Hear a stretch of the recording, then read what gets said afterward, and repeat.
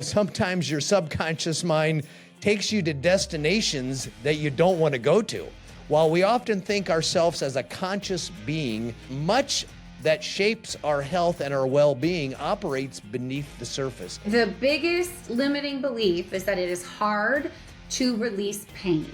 There's a lot of studies around forgiveness and healing in the body simply through forgiveness. Change is not what takes us a long time. It's the decision to change that takes us a long time.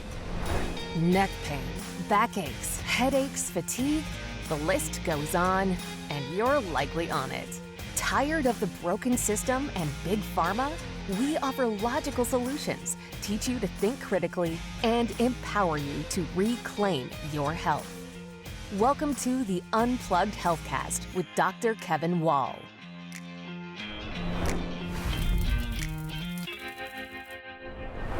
Hey, welcome back to the Unplugged Healthcast. It's your host, Dr. Wall. The name of our podcast, I haven't discussed much lately because we've been doing this for quite a while, but I want to take a moment. It's called the Unplugged Healthcast for a reason, and it's because most people are really sucked into the matrix of today's healthcare profession to the point that they're just misled, confused, over-medicated, and chronically ill. And so our podcast exists to bring you information to help you unplug from that matrix, that confusion, that just epidemic of just systematic medications that really are not bringing us out of health problems, but seemingly taking us deeper and deeper into chronic illness. So if you haven't had a chance to listen, or if you happen to miss the last couple of podcasts, I really want to encourage you to go back and listen to the last couple of people we had. Man, we had some amazing PhDs, physical therapy, high-level guys that are running major healthcare organizations and writing books. And that information about toxicity, you need to go listen to. There was 2 podcasts on that, and then the last one that came out was this physical therapist that's got the concept that your teenager may have scoliosis because the braces that you put on their teeth. There's a thought that you ought to consider no one's told you about. Go listen to the last podcast, check that out. But today we're talking, I call it our high performance podcast, how to perform high for your health. Have you ever got in the car and got a phone call about the time you got in there? You took off towards your destination. In the conversation was very important. And next thing you know, the conversation's over and you arrived at your destination. You look around and you go, how did I get here? See, this is a classic example of how your subconscious mind will guide you. Unfortunately, though, sometimes your subconscious mind takes you to destinations that you don't want to go to, that you prefer not to be at. Unfortunately, it has brought you there and you have arrived. These subconscious decisions, these guiding mechanisms that occur unconscious, beyond your ability to even comprehend, these are really the effects of your subconscious mind. While we often think ourselves as a conscious being, making deliberate choices and rational decisions, much that shapes our health and our well-being operates beneath the surface. Our subconscious mind is a powerful force. It influences our habits, our emotions, and even our physical and mental states. So today, our expert on the show, of course, is someone who's going to help you understand the impact of that. And not only understand the impact, but to see if you could reprogram maybe some of these conscious and subconscious thoughts that have led you down to the destinations you prefer not to get to. If you would welcome into our show, Emily Sullivan. Emily, it's great to have you. Thanks for joining us today. Thank you so much for having me. Let me set you up a bit here because most people, of course, may not know my guest. You're a performance optimization coach. You're a behavioral change specialist, a certified practitioner in holistic health. You help high achievers, including entrepreneurs, executive, and professional athletes, as well as normal, everyday people, elevate their physical and mental performance. 17 years of experience working with leaders in Apple, Google, GE, Keller Williams.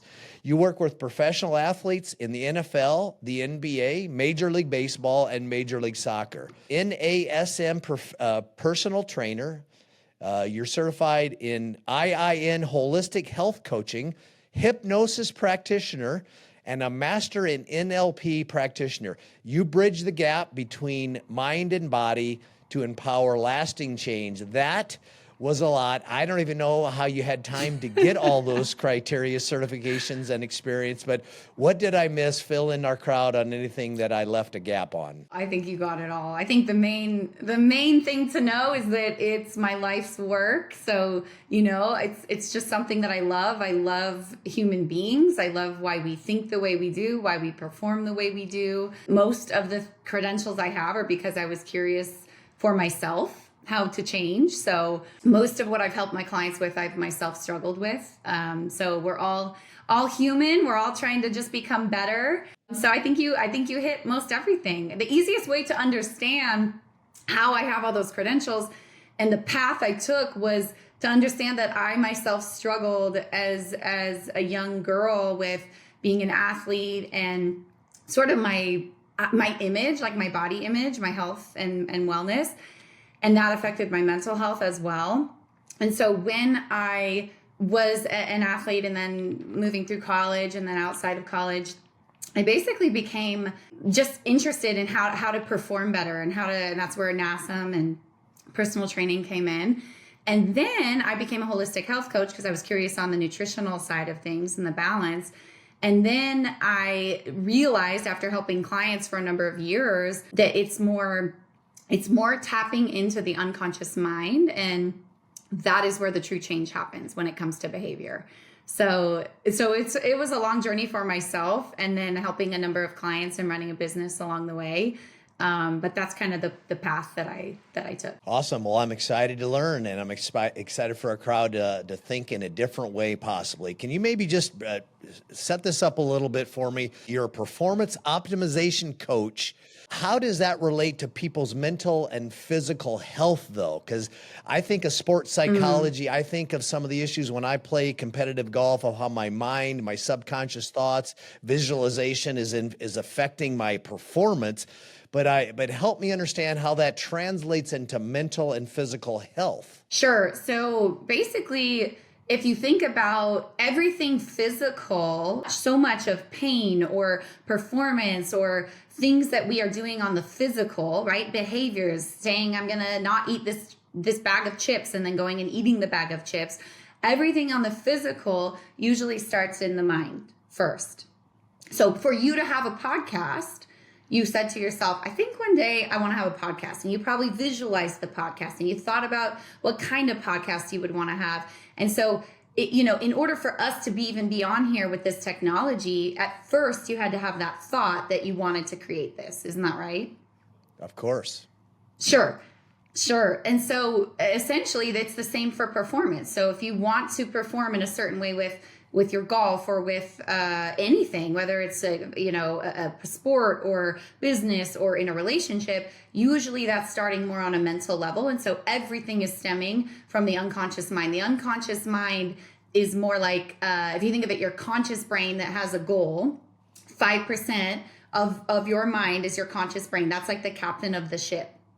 The other 95% is your rowers or your crew members that are going to get you there. That's your unconscious mind. Wow. And so, And so when we only look at the 5%, which a lot of performance coaches do, that's like 5 to 10%.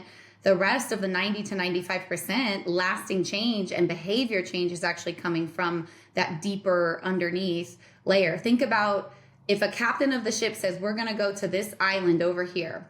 But in the past, the crew members, your unconscious mind, which is remembering everything that's ever happened, it's storing all this information, says, ooh, when we went to that island of setting a goal of weight loss before, setting a goal to reach a new business, a monetary level in business, or we started a podcast before, or whatever the thing is, and maybe you failed, they're going to say, we're not on board with the captain of the ship. We're not on board to row to that island. So there might be a mutiny on board, which is why oftentimes we can say one thing and then do another, or have the best intention to perform in a certain way and then find that we don't actually perform in that way.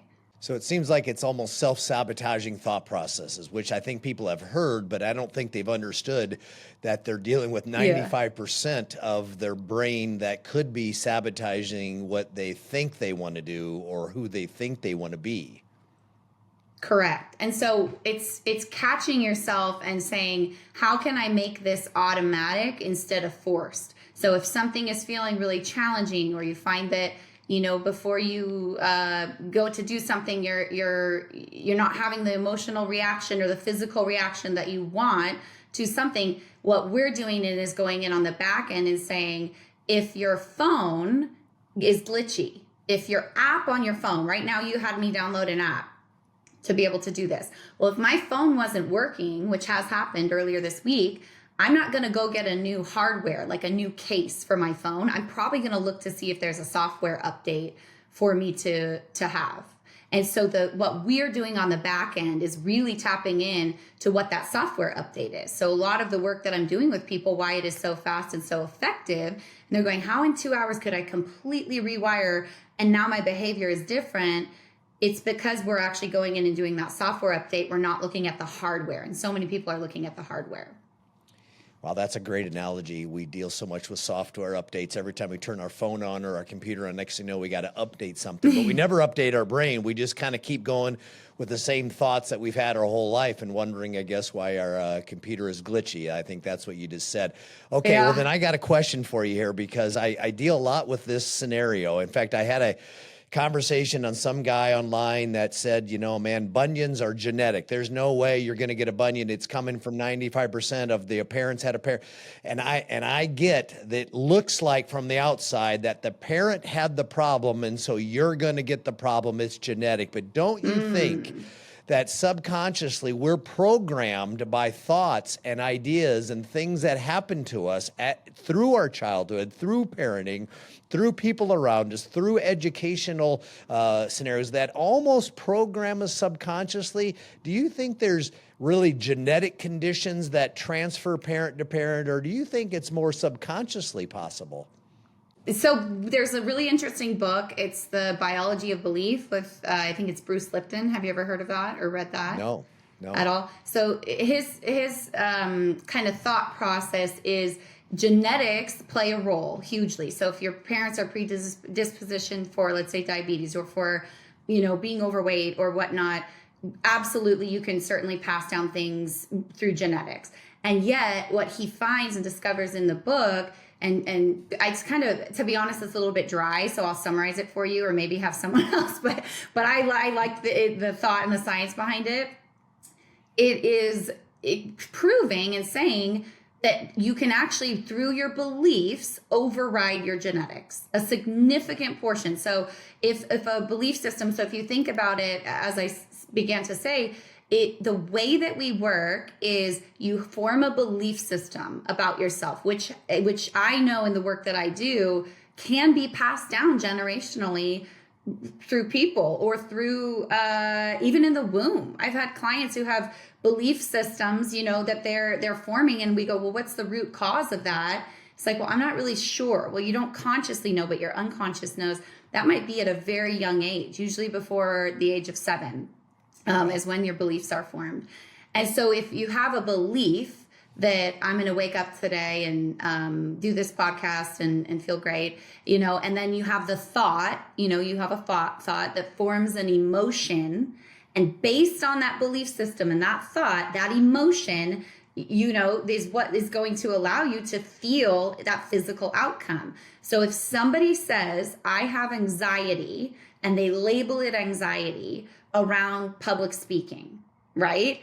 The belief system is public speaking. I'm going to be standing on a stage. That's not safe. People are going to judge me. They start having those thoughts. Then the emotion comes in, and then the physical outcome. Their hands start sweating. They're kind of nervous. They're shaky, whatever the thing is. If you label that differently, or the belief system is public speaking is exciting, you might have a similar physiological response, right? You might get a little shakier or something, but you're labeling that excitement. but you're probably going to be a lot more excited to go do that than you are going to feel anxious. That's going to cause you to have these systems shut down or fumble your words or, forget the speech or whatever the thing is. And so it really is about the belief system on that level. And we've done so much work with clients, whether it's healing Tommy John surgery, so MLB athletes pitchers who have come in and said, now I'm kind of anxious about going out and pitching again, whether it's Bell's palsy, anxiety related, or I would say chronic injuries, illness, things like that. Those tend to be more mental and emotional. And so I absolutely think you can override some of the genetics based on the belief system. Well, you just kind of almost redid my epigenetics podcast I did about 2 months ago. And so that literally is the science of kind of what you're saying, is that you have genetics, but how it's actually expressed is based on what you think, who you surround yourself in, what you put inside your brain, what you watch, what you believe, all those concepts. So all right. Well, for you listeners out there, that wasn't our topic, so hang on. But I will tell you, I just hear so many people that believe their genetics are why they're sick. And I don't believe that's really true. I think you can override them. She says it, my podcast, the science says it. Look it up, epigenetics, and you can live a life even with what you think are bad genes. But today our topic, though, is rewiring your brain for success, the science that creates lasting physical, mental, and emotional change. I know this is right in your wheelhouse, Emily. Do you want to explain maybe what we mean by that? And then I have a bunch of questions that maybe help us understand and apply it to their lives. Well, and so all we're saying with that is really similar to what I said a moment ago, which is most of us create goals, right? And you might go and achieve a goal, and then there's certain goals that maybe you've put on your New Year's resolutions time and time again, with your physical body or in relationship or in business. And those are the kind of the things that I think are so fascinating to talk about, because most of us have a mental or an emotional block. If a goal is as easy as setting the stage and reverse engineering the goal, which is something that I used to do in the past with clients, then why were some of them still staying stuck? Why would I myself constantly go in this yo-yo repeat of my weight or behaviors, the things that I said I didn't want to do anymore, or constant cycles of picking different people in relationships that weren't healthy, or in my business saying I wanted to scale but not scaling. All of those things in different areas of our life are form based, like we were talking, on those belief systems. And so if you're wanting high performance, if you're wanting consistent behavior, we're tapping in to the unconscious mind, which is that software, as opposed to the hardware. The hardware is important and you need those practical things. But if you're rewiring, it's as simple as that. It's as simple as getting to the root cause of what the issue is, which very often is not on a conscious level, which is more under the surface on an unconscious level. And we're tapping into that to then release that and allow you to form a new belief instead. So these unconscious beliefs, these limiting things are really are related to why people lose weight and then gain it back, get healthy and then become unhealthy again. This constant redundant cycle people get stuck in that they think is hopeless and never can get out of actually can be reprogrammed? Yeah, absolutely. I mean, I do it all day long. This is partially what my app is for, is to sort of say, okay, you're going to perform, you're about to do something. Is there a faster way for you to possibly put in, your AirPods, listen to a 2 to 7 minute audio, and then allow you to kind of shift your thinking around that to then perform at a different level, whether you're an athlete, whether you're an entrepreneur, whatever it may be. We're all moving throughout our day, having to show up a certain way.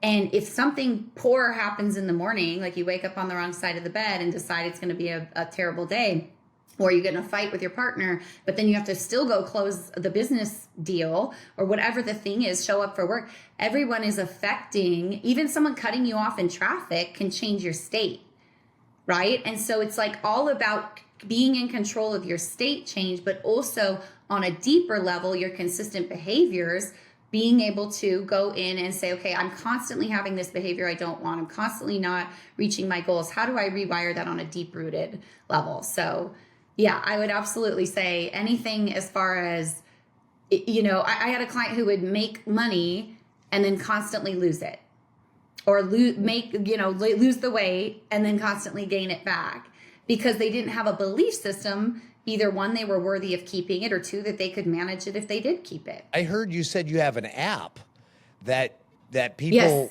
can download, and then they can use this when they find themselves maybe back in those cycles again. Is that what I'm picking up? Yeah. Yeah, I look at the app in a way like a Band-Aid of sorts, where it's gonna go in and help rewire, and it's helpful for you to. The reason I created it was for myself and for my clients to say, how do we consistently change our state so that you can perform in a way at your highest and best, and not allow certain things throughout your day to drag you down or stop you from performing at your best.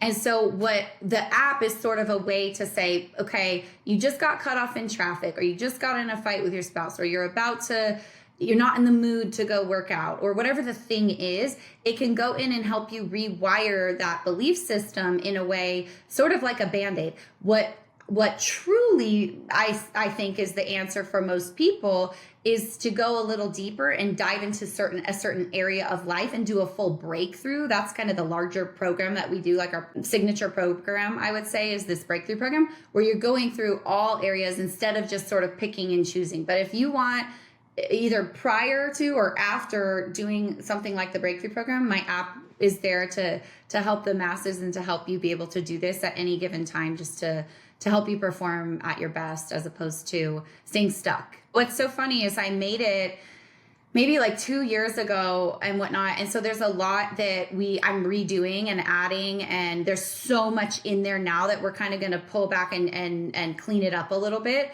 And so it's Aligned Mind is the app. And you'll see it in the App Store. We're still working to get it into the Google Play or Android for Android. But yeah, it's in there now. We should have that in the other as well for Android users. A number of my clients also use Android, so we got to hustle on that. And and they're free. Feel free to go download it. And then there's a free trial, so you can go in, and there's a 7-day challenge in there for you to just do 7 days straight of, maybe a morning fear release. There's a few things in there that'll walk you through. Well, if you're listening to this right now, I'm not saying you should shut us off, because I'm just, always afraid people don't listen to the end. But right there, you got a solution for you. If you're dealing with these redundant cycles, these emotional challenges, you see you can't get out of these ruts, download the Aligned Mind app. Is that what it's called? Mm-hmm. ALIGNED, Mind, MIND. MIND. And right now you have a solution to try to get yourself out of this. If you do nothing else, at least consider doing that. But let's keep going here to give them some more answers. What are some common limiting beliefs or emotional blocks that you see with your clients that really affect or help people in their health or performance? Yeah, so I'd say it boils down to three main things. If we're talking core problems, I've really simplified it in this way. You may not believe it because it might be a lot of information at once. But at the end of the day, what I find is most people are not reaching their goals or performing how they want because of three things. And at the root of the problem, it's usually around something around unworthiness, some belief like I don't deserve this, or, I'm not good enough for this or something. 2 is unbelonging. If I succeed, then I won't fit in with this group, or if I do, then my family won't accept me, or I don't belong. I wasn't accepted in this.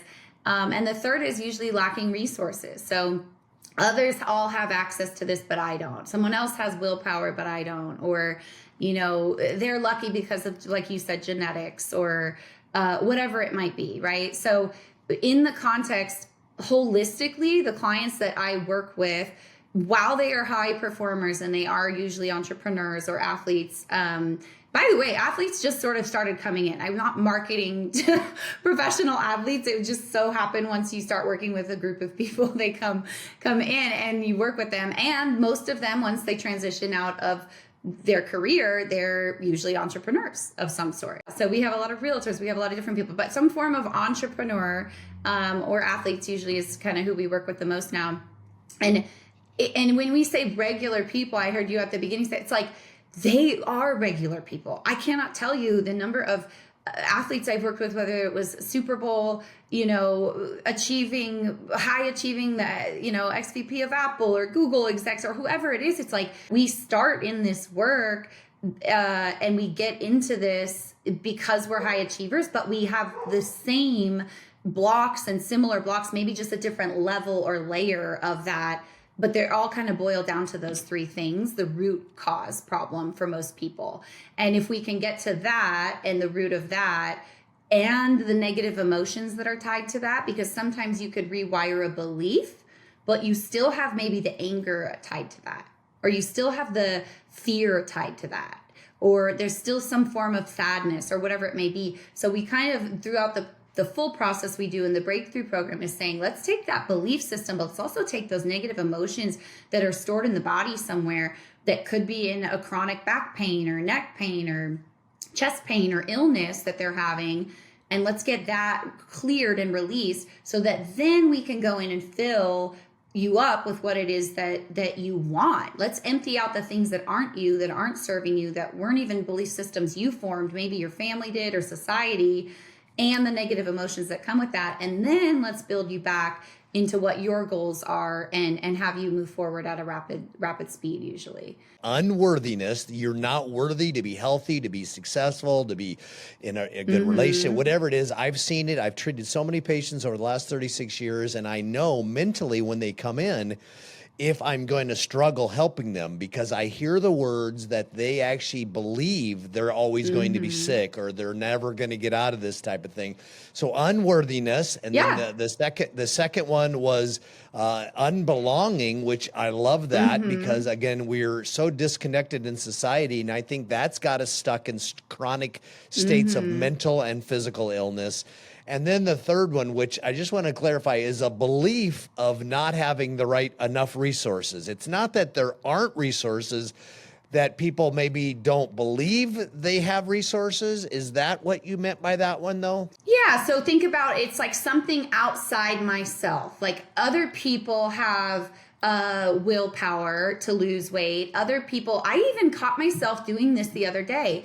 I can know this consciously, but there's a business coach that I had and I had hired because I believe in hiring coaches for myself as well. And I remember thinking, I literally think it was on a walk yesterday morning. And I was like, well, but she, has this and that. I'm making an excuse to go, oh, well, she's at that level because of something that she has or done.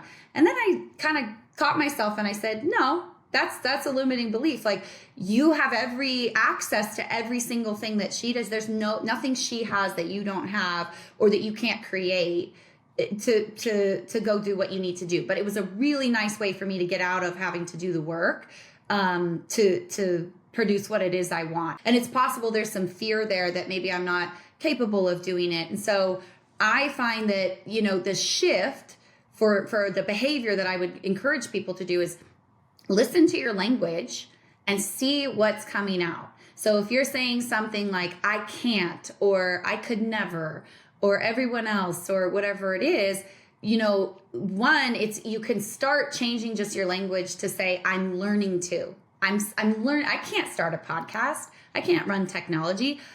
I had a belief system. I could never have an app. Why would I want to go? I'm not the most techie person. Why would I want to go and have an app? That sounds like a headache. So throughout my own work and doing my own programs, my breakthrough program, that belief completely went away. And another way is if I do hear myself start saying something like, I can't, I won't, oftentimes I'll say, I'm learning to start a podcast. I'm still learning to, or I'm working on, or, something around that. So it's not really always a physical resource. It's a thought that I don't have the skill set. I don't have that quality. I don't have that genetics. Sure. So it's a combination of things, because I think in America, if you're living here, we have every resource available to be successful if we choose. But you're saying people go from the physical resources and they go to, well, I'm not able because I don't have this. Yeah. And I hear myself saying those words at times when I kind of find myself challenged against something. We are what we believe and what we think and what we put into our brain. And so self-limiting thoughts are surely, I think, a big part of what you're probably talking about and how you help people kind of reprogram and get out of these things. All right. Well, a lot of people probably are listening to this and they're going, yeah, I'm sure I have self-limiting beliefs. How do you uncover those? Because saying I got them is one thing. Yeah. So essentially, I'm going to think of the easiest. Do you want to know my methodology or more how they can do it and apply it for themselves? It's similar, but the way that we would go through it, clinically is one, what we talked about, listening to your language. So really being more curious than critical is something that I say, like put your lab coat on and observe yourself. What are you even saying? What's actually happening in your behavior? What are you even doing? And so it's like, just be curious. Like, okay, I said I want to lose weight, but I'm behaving in this way. Or I said I wanted to go take action and sign up and be on more podcasts, but why am I not actually booking them? Or whatever the thing is, be more curious about what it is and just observe. I find that can take the pressure off to just be curious and don't tie an emotion to it at first. So it's really easy for us to think that we aren't really the problem. And I would say 99.9% of the time we are usually the problem. And when we think that, we're going to be a little defensive about it. So if I don't have my goals reached or I'm not working toward them, it's really easy for me and anyone to say, this is someone else's problem. Well, they screwed me over in business, or that, I've had this happen so many times with clients where it's like, oh, it's this. So it's being curious about what you're saying. And then second, I think taking ownership that it's very likely that even when you're in a relationship or a business partnership or driving or whatever it is, to take ownership. If you're driving down the road and somebody cuts you off, you chose to be in the car. So by nature, you chose to be open to potentially getting cut off. It's not ideal, but you chose to be in the car. You could have taken the bus. You could have walked. You're on the road. You chose it. You chose the lane you're in. You chose chose the speed you're going, Yeah. right? You chose, so there's a lot of things we don't want to own, but I love that. Yeah. I say so often that you need to be curious. If you're leading people, you need to be curious. If you want to help people, but even if you want to help yourself, here's a great one that I don't think people like. If you're not curious in nature, which most people aren't, we go to parties often. I come home, my wife, you go, who'd you meet? Where do they work? What do they do? Where'd they come from? And I have all the answers because I love to figure out what people do. But then she asked the question that I'm going to ask, well, what did they ask you? And I say nothing. People are so not curious. And I think it reflects almost to things like this. If I'm feeling overweight, I don't want to get on the scale. If I don't think I look good, I don't want to look in the mirror. So I think we need to be more curious. If not for other people, be more curious about yourself. I teach my team members, if we want to be better in our business and what you're communicating to your team, to the patients, to your staff, to each other, audio tape yourself and listen to yourself. Don't let anyone else listen. Who cares? I don't want to hear it. Listen to words you're saying to others and yourself, and I think that's what you're talking about. And I think a great technique is audio tape yourself, record your phone conversations, listen to what you're saying to others, and you'll be shocked to hear the words you use. Don't you think that's true? Absolutely. I mean, it's observation of self. So think about athletes watch footage of themselves performing, right? Or if you're a speaker, reviews. I do public speaking. Right. And it is interesting. One thing I will say that I'm naturally a curious person like you. So I want to know, I'm like, well, what was the story? What was that? How did you end up here? You and I had our conversation over the phone and we talked for so long because we were both so curious about, well, how did that happen? And the thing that I know to be true, it's not an excuse, but most people, if you are in pain, imagine if a car rolls over your foot and you've got the car, sitting on your foot, I am not going to be engaged in the conversation with you very much I'm not going to care about how did you end up starting a podcast and how'd you become a doctor. When I am in pain, when people are in pain, we become very selfish. And so oftentimes I think what's happening is a lot of people are not releasing this pain, and we are storing it and we're holding on to it, whether it's the pain or the anger. And I wrote this the other day on a post. We take it out and polish it because we want to hold on to it because we get to be right. And if we have the pain, then we don't have to do the next thing of healing and moving forward with the next thing. So there's a lot of what I call secondary gain to staying in pain. And then the other part of that is people just don't know how to release it and get out of it. And that is my life's purpose. And I believe what led me on this path to this side of it. I started on the physical side of health and fitness and wanting to look aesthetically a certain way and control my weight and be a certain way. And then as I helped more people with that and the holistic health and all of that, it got to this point where then I was working with high performers in the realm of how do you consistently keep showing up? How do you consistently run this business? And I love working with more purpose-driven people. So you could be the top athlete in the world, but if you don't also want to help other people or entrepreneur, it's very exciting for me to help those people. Same with executives. So the purpose of the work I'm doing is to teach more people, including the impactful people that can reach more people. How do you release the pain so that you can, one, show up better at your highest and best and help more people, and two, be better for everyone else around you? Because the more pain we're all in and isolated, the less we care about other people. That's such a great observation because everyone sees it everywhere. And it would explain my concept of no one ever is curious, because I think so many people are in pain physically, emotionally. Yeah. And when you're in pain, you're selfish. And of course, when you're selfish, you're not going to be curious, right? But I'm curious because, well, here I am. I'm curious. That's not a pun, but it is true. That wouldn't a way of releasing the pain is to be curious. I always say if you feel bad, the best way to feel better is to go help somebody else feel better. Isn't a way of releasing the pain of being curious for others and reaching out and discovering and asking? And is that a way for people to release? Because I'm wondering, how do people just release the pain? Because that's a word, it's a phrase. I'm thinking it's hard to do, isn't it? No, it's not. That's the biggest belief. The biggest limiting belief is that it is hard to release pain. And I'll give you an example. Have you ever had somebody, pain or anger or negative emotion or a belief? Have you ever had somebody wrong you, let's say like a child or something, one of your kids, or someone that you cared about, and they wronged you, a spouse, and you decided to forgive them? We all are familiar with holding the grudge. We've done that. But have you ever had also that feeling of going, I'm just going to forgive them. I'm going to give them grace. Or maybe you've received that.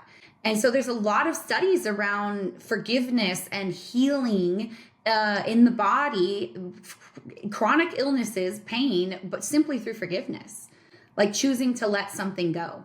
Yeah. So it's like, it's not hard. I know clients and people in my life who decided one day, they woke up and said, I'm no longer going to drink alcohol. That's it. I'm just not going to drink, or I'm no longer going to do this behavior. And they changed in an instant. Change is not what takes us a long time. It's the decision to change that takes us a long time. And part of why we hold on to that is because of what we are talking about, those limiting beliefs, but also protection. If I had a client, for example, I would say, I want to lose weight, and another, I want to perform at this level in business, but then people will notice me more and I'm going to feel unsafe. And so if you think about it, that's not about food or performance. That's your unconscious mind saying, I'm going to keep you safe, because it doesn't care about the success as much as your safety. It's the same system that's keeping your heart beating, making sure that your blood's pumping. It's your fight or flight system that's saying, are you safe? Are you not? And so use this model of like desire, belief, and behavior. So you can ask yourself, like, do I really desire this goal? Is this a should? Do I have to do it? Is it for me? Do I really desire it? Do you even believe that it's possible? Like if you don't believe it's possible or you're worthy of it or whatever, all these things, you're going to sabotage yourself in whatever form you choose. Pick your poison for today. And then what's the block underneath? So is there that secondary gain? Is there a block? What am I afraid of really? What do I really think is going to happen? So you can kind of run that question through and just understand what's the hidden agenda that I have that's keeping me stuck? What am I getting out of this? Well, I love that, and I'm going to receive a statement I hope other people will, which is letting go of pain is a simple thing, because I said it, and then as you said it out loud that it isn't, it was like, okay, well, maybe it isn't, because it's a belief system. I think we all have it, and maybe it's not true, and I think for you're saying it's definitely not true. I know you work with the unconscious mind. I led off with the concept of how we drive often and never even know how we got where we got.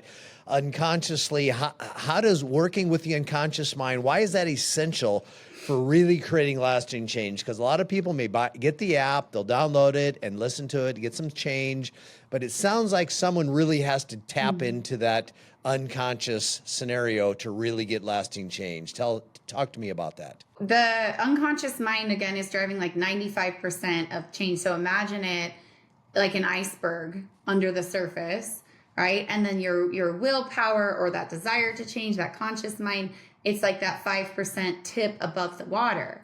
And so if you're on the top trying to push the iceberg, push it to move, that's not very effective. And so we're kind of coming down from the bottom and saying, if you want to shift something, 90% of it is underneath.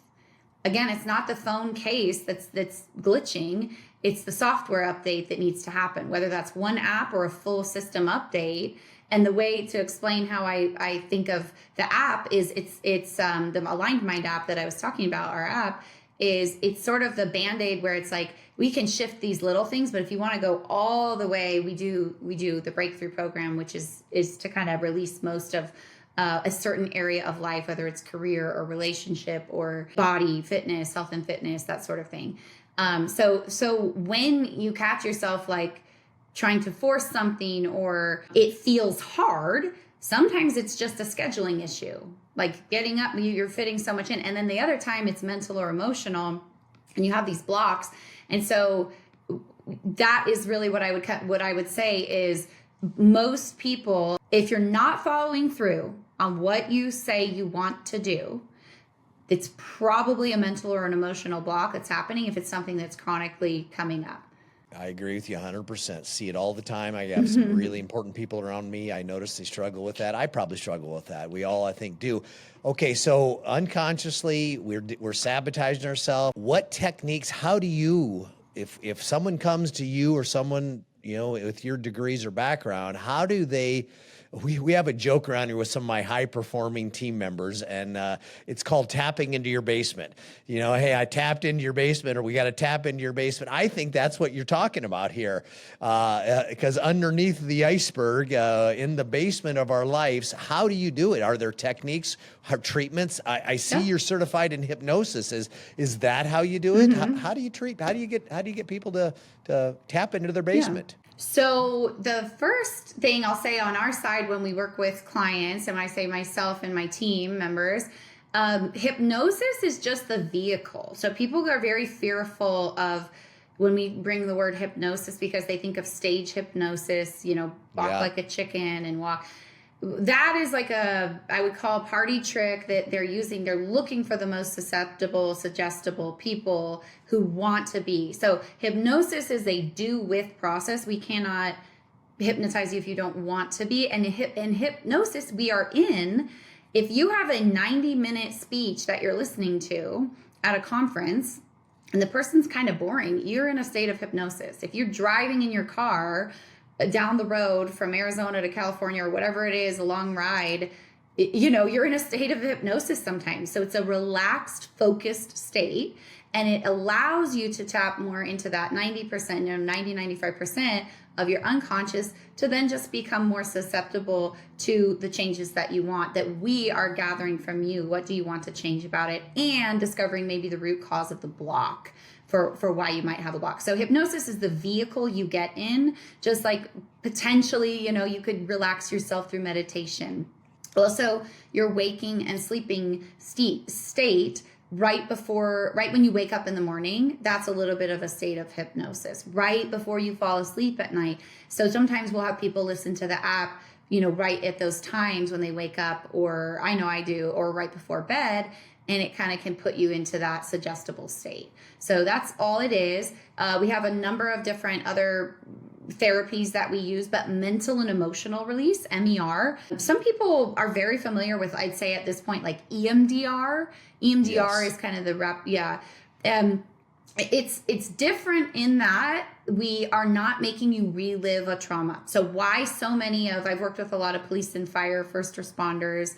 My sister is a firefighter. My family's veteran. So I've worked with a lot of them. We've worked with a lot of athletes, entrepreneurs, to help them kind of go in through mental and emotional release, and we'll go in and get to the root cause of the problem, but it also releases the negative emotion as well. So not just the belief, and EMDR is making them kind of relive, let's say, a trauma. We don't even have to go tap into that. It's very hands off in the sense that it's very effective without having to make people go through more pain, to release the pain, if you will. So it's very fast. It's very effective. It's proven, thousands of case studies. Hypnosis is just the vehicle to get people to then release. And then there's a number of other techniques over the years that I utilize and my coaching and programs and NLP and goal setting and that sort of thing.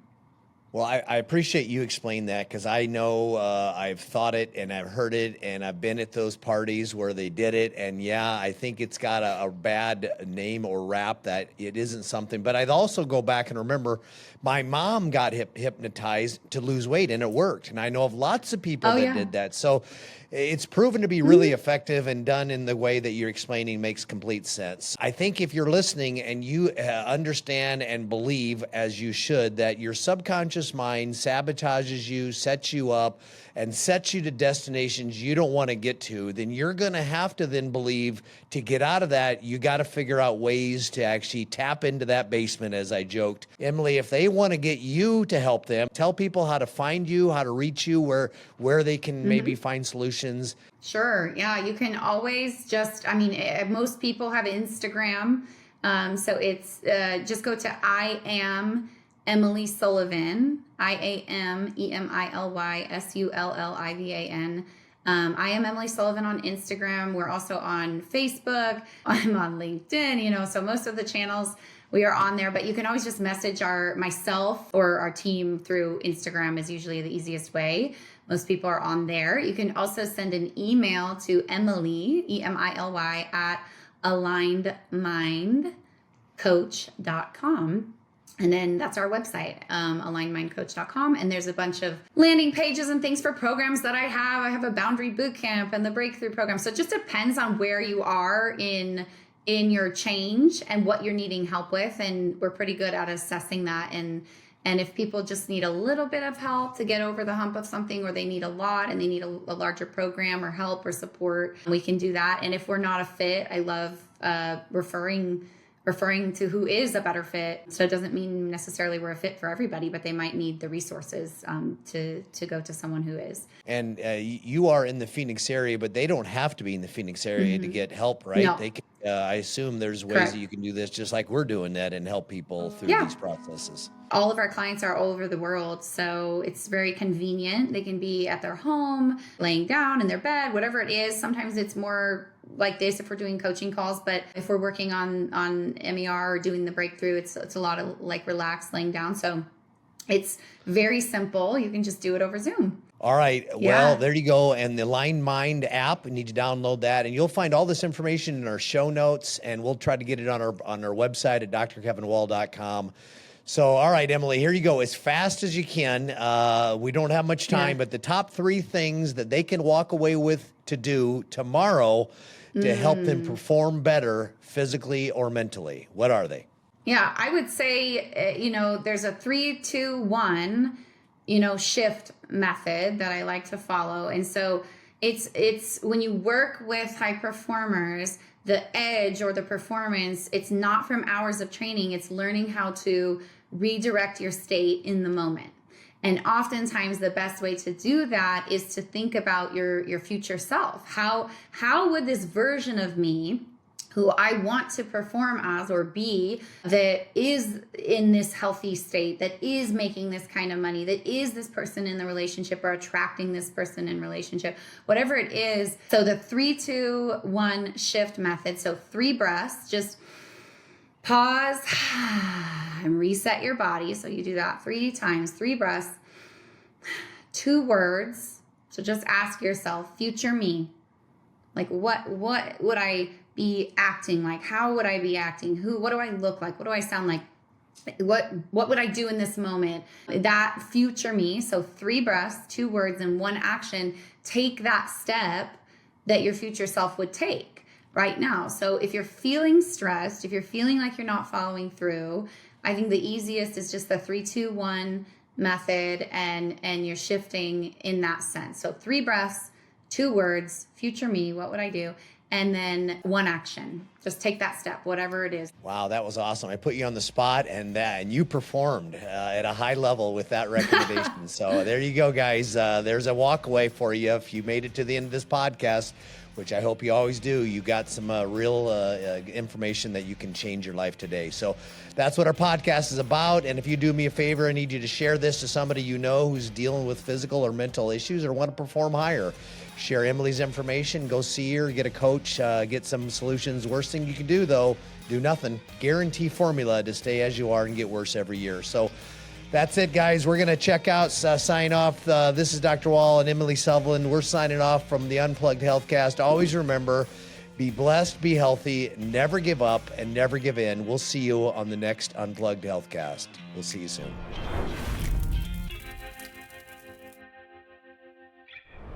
The information provided in this podcast is for general knowledge and informational purposes only. It does not constitute medical advice. Always consult with a qualified healthcare professional for diagnosis and treatment of any medical condition. The views and opinions expressed by guests are their own and do not necessarily reflect the views of the Unplugged Healthcast or Dr. Wall.